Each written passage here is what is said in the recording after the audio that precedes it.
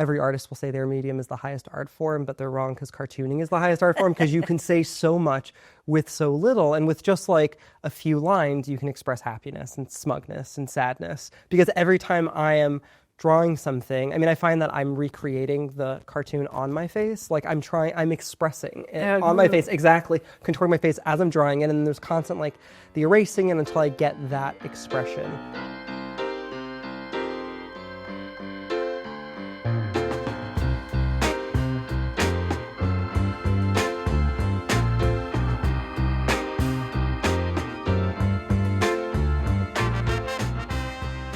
One of the things that I like about it and being here at TED Next is the intersections between, like when I was asked to sit down with you, I was like, I'm going to be talking to a doctor. I don't know. Like, I don't know what I'm going to be talking about.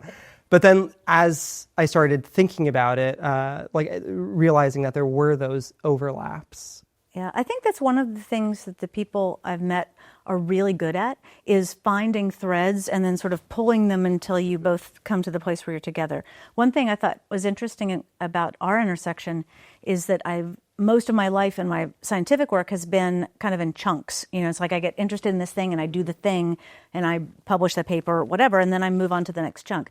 And I wondered, when you make a book or when you even make one cartoon, does that exercise whatever either demon is pushing you or whatever creative nugget, or do you still keep a thread that goes through all of them? I was going to make a joke about the demon where it makes it sound much more dramatic, but I think there is the demon is this desire to be liked and for people to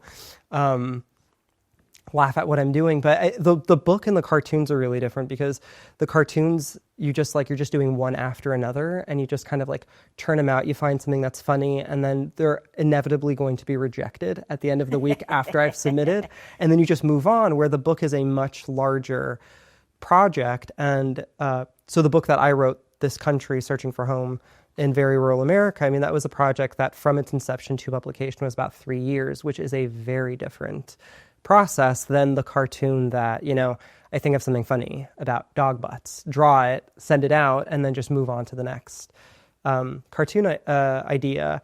But I don't know if there's ever this excising or like reaching a point of completion, like the book was finished. But even in the process of drawing it, there's the like getting the 10,000 hours in, where the beginning of the book to the end of the book, comparing it, the drawing, like style at the end is better. And I've spoken to other artists about this, the frustration that when you're working on something long, where like you are just always getting better at what you're doing because it's a craft, and then wanting to go back and I wish I could go back and redraw those, but then inevitably then that would look better than the end. And I feel like that process is just, it's a constant. And so maybe that's the demon. It's just the never being satisfied with what you're Interesting. What you're doing. So it's the craft. It's not the idea or the nidus of it. It's really more the execution of it. Yeah. Well, then there are the idea. So most of the work that I've been doing in the past couple of years since I finished the book, I went from the single gag cartoons to comics that are about me and like the memoir. And so using myself as a starting point to explore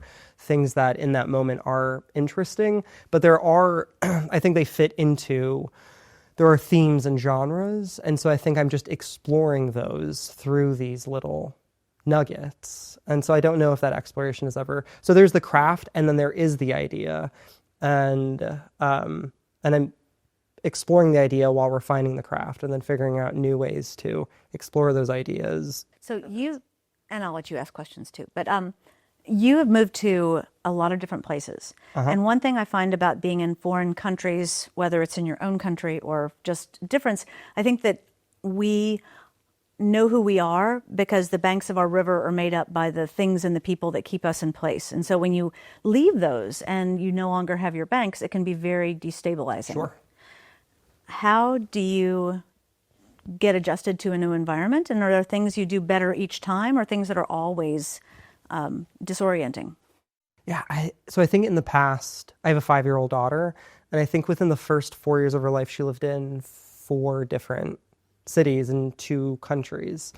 And I think we always say kids are really resilient, but then I think we're really resilient. But I don't know if that process does get easier. And I think that there's always the destabilizing and then the always. And I think like as you get older, it becomes harder to make friends and like you have the certain things that are anchoring.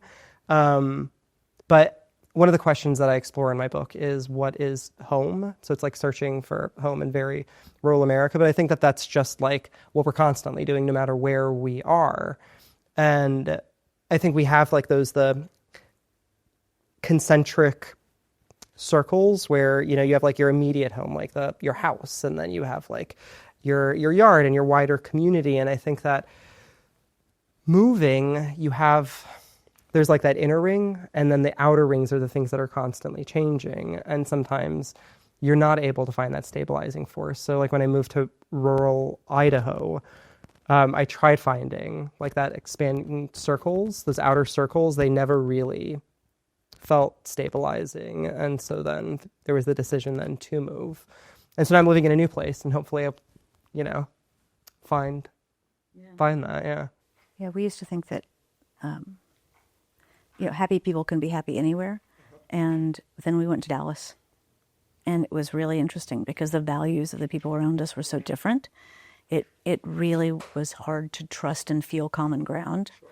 And it turned out it was much more what mattered to people that made us feel comfortable, not even activities or educational level or any of those things, although they helped. But what made much more of a difference was the why of the people.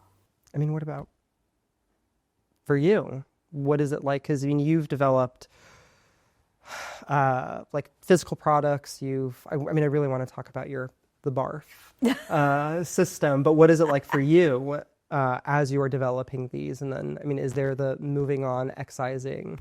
So the thing you're referring to, my first grant was to make a scale for nausea, and I had the idea. Sitting at my desk, I'd been working with pain for so long, and so I had all of these pain scales and, you know, which pain scale has better psychometrics and is valid. And I thought, you know what would be great is if we had a scale for barfing, and then the last face could be this blowing chunks face. And I thought that made me chuckle. And so then I thought, you know, actually, it's worse for many people to feel nauseated than it is to feel pain. So I had my brother, who's a computer programmer, make a Python program, and we had Luke Conrad, who's a cartoonist, draw a whole bunch of different faces that represented the six basic, Ekman calls them the six disgust and six universal faces or six universal emotions.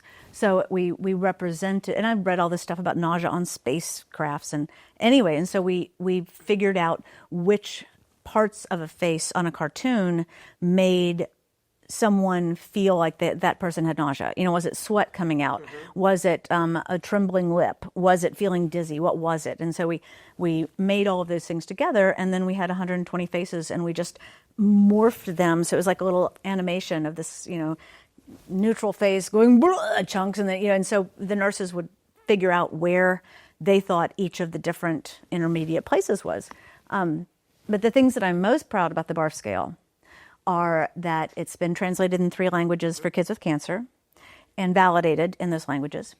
It is. Do they keep the acronym BARF in the different languages? That's a great question. I don't know.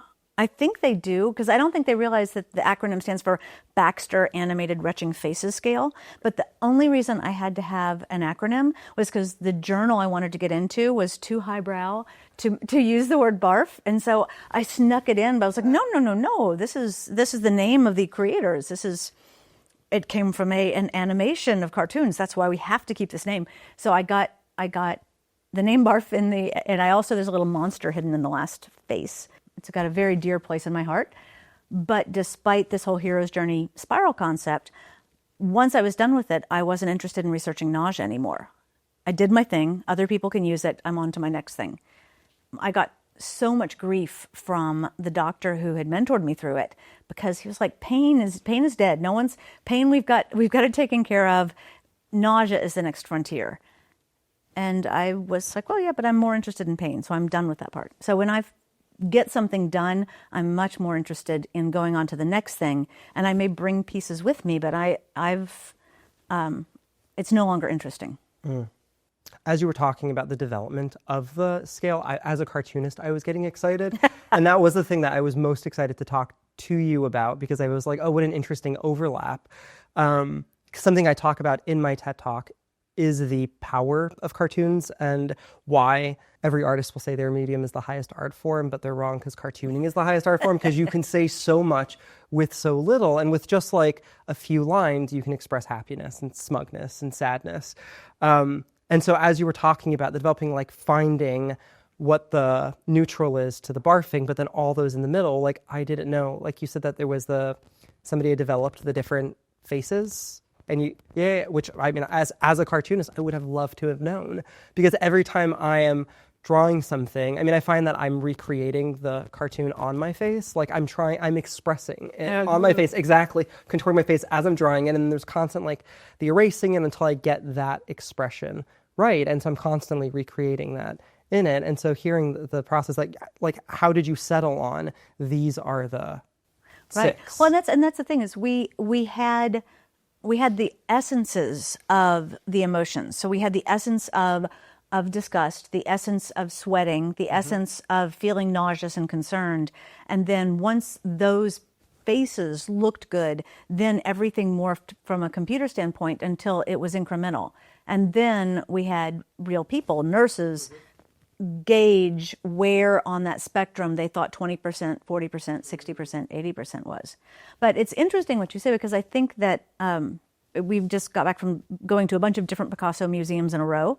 And so the time where he backed off from expressing everything in a face to expressing an eyebrow and a nose with one arc, and finding what the most distilled essence is of something. And I think that is a really interesting part about cartooning. Yeah, that's what makes it so powerful. It's like that distillation of what are complex emotions, but into just a few lines. And we're immediately able to recognize those emotions through those lines. Do you know if that transcends cultures? Well, I mean, it's the phenomenon of face pareidolia, where we see faces in inanimate objects. Oh, that's cool. What's that word again? No, that's neat. Pareidolia. Okay. I should know this. I was a like classics idols? major, Okay. so All I right. should know the Greek for it. But yeah, I mean, I don't know there's something evolutionary about it, but that we see faces in like sort of happy, like the front of a car, we'll see a smiley face or whatever. We see faces everywhere. And so I think that the ability to recognize smiley face as a smiley face is whatever that is hardwired. Well, it makes it, because developmentally for children, they are only able to see black and white early on. But one of the reasons why you actually can tell autism very, very early is because they're not making the eye contact, or they're not seeing the face shapes. That's not where their attention is. Yeah. And as kids get older, 18 months, their attention is not at the interaction between people. Their attention is at a spot on the distance, or a tree, or something like that. So for most people, I think you're right. It's just universal, and it probably is part of that hardwiring in for how we're born. Things that we may also overlap on. Pain is interestingly very cultural. It is very different in different cultures. Go on. Go on. Well, yeah, so there are different cultures where letting it out is more what you're supposed to do. So there are the culture of my parents' household. Cultural. So it is much more permissible to not be stoic. It is much more permissible just to say, to really lean into how you're feeling, or letting people know. And then there are cultures that are very stoic, and male and female feel pain differently. So it's interesting to me that cartooning, or that expressions, could be so symmetric amongst different cultures, when one of the most basic self-protection techniques we have is actually represented in very different ways in different cultures. Yeah. Which also, I mean, I thought about this after having my daughter, where the ways that we, even within like American culture, the way that we express happiness or sadness, the sort of smiley face, the up and the down, like we don't actually frown, but we recognize the frown as being sad. But then I saw with my daughter, when she was a toddler, she actually would frown, and she actually would. So there was something that was much more representative of our pictorial representations of happiness and sadness and whatever else in her face. And for whatever reason, like adults don't do that anymore. And I wondered if, are all kids like that? At what point do we lose that? Because she would definitely frown. You have a But full-on pout. It's exactly the full-on pout, but we don't actually see adults do with it. Sort of like often with the downturned, it's usually like the comical, like the expression of that, but not actually. Because I think with our expressions and our feelings and how we express them, I mean, often it's not really in the face that we're representing how we're feeling, right? It's what makes it so difficult to know, like, you're speaking to somebody, like, how are they actually feeling? Because we can mask it so well, where little kids, they don't do that. Nor do people with visual impairments. My son doesn't, has a visual impairment, and so he has often a resting superiority face or a resting hungry. I mean, it doesn't, many things will come across his face that he doesn't hide. It is also getting back to the genetic hardwiring ideas, this concept that if you make yourself smile, even holding holding a pencil in between it, that it becomes so ingrained and such a repetitive thing that you will feel happier, you'll feel more joyful. And so I wonder if we also negatively reinforce ourselves and don't frown because it does make us feel worse. Oh, that's interesting. I don't know. When you're drawing something that is about your own family or about something that's really personal to you and grief, how does that change how you approach drawing it?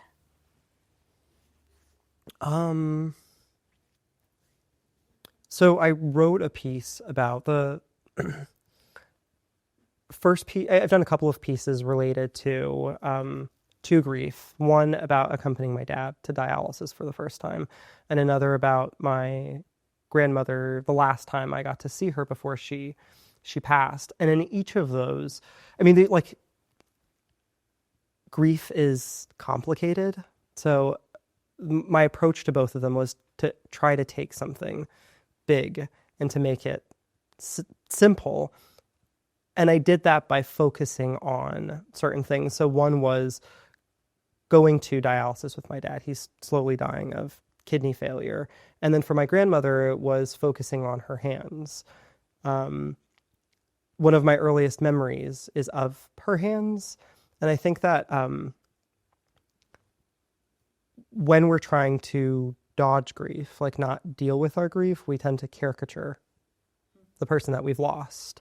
And cartooning's allowed me to like focus on certain details, which then I think opens up into like this complex person and to my complicated relationship with them. So like with my grandmother, like focusing on her hands was just this like focal point.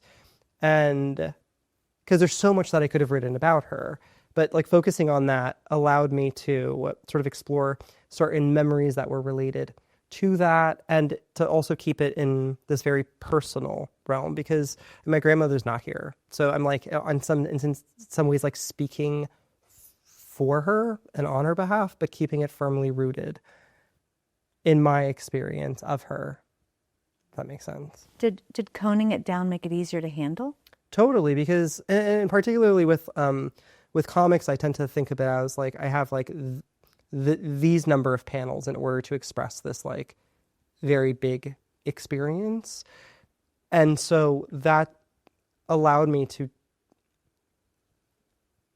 I guess just to focus in on this one specific thing and this expression of my love for my grandmother, because otherwise, I mean, there's just like so much that you could explore. It's interesting that that's really one of the best ways the people who get through pain and don't have pain later in life is because they learn how to only focus on one thing. That meditation teaches you how to not pay attention to extraneous things, and so to be able to just focus on hands or just focus on a rock or a breath is partially allowing you to let go of all the pain externally, and it's both physical as well as mental. If you're in one place that you can control, that filter is healing and liberating and safety. So what you're saying is I dealt with my grief in the correct way. I think it's just interesting that it's analogous to the way we deal with physical Yeah. pain. And so what you did was a visual embodiment of the same techniques that are helpful for dealing with physical pain. And I don't think there's a correct or a right or a wrong. It's just interesting that both of them are effective. That's probably what's important for everyone dealing with grief, is finding what works for you, and hearing about other people's mechanisms for dealing with pain or grief or anything helps you figure out which one does work for you. I don't think there's right or wrong for any of it. So you're using vibration to deal with pain. What is the hardest part of that? I think the hardest part is having people, worrying that people are going to laugh at me when I'm talking about vibration or vibrators, or not taking it seriously. I think that probably for me the worst thing is not being respected, is being dismissed. I think it's feeling marginalized. And so because what we're doing is very specific with different frequencies, it's really easy for someone to say, oh, well, that's distraction, or, oh, well, that's, or you're dealing with vibrators. And so I think the hardest part for me has been trying to not get my emotions in the way, or my fear of rejection, or fear of not being taken seriously, because we're working with a different kind of physics, and it could be so easily reduced. Kind of like your work is so artistic and so deep and emotional, and then people say, oh, but you're making cartoons. I do, as my little doodles, as people love to say. Oh, nice. I love yeah. your little doodles. Love the one where your grandmother died. That was the best. Yeah. It was so cute. Yeah, so another commonality, the fear of rejection and not being taken seriously. Yeah. So much in common. Yeah. Thank you for having this conversation. I'm really happy that we were able to, that you were able to inject into the conversation. What was it? Barf and vibrators. There's so many good things. Yeah. I think that this is actually the best part of this space for intellectual discourse, is when you can find a commonality with things that seem so completely different, and then open up these connections. Because one thing about innovation is that you're never going to innovate if you're only talking to people in your own space. So it really, the only way you can make huge leaps is by having a great conversation with someone who's in an arena and a discipline that you would not normally talk to. So this has been really great. I appreciate your having the time to talk to me. Thanks for talking to me.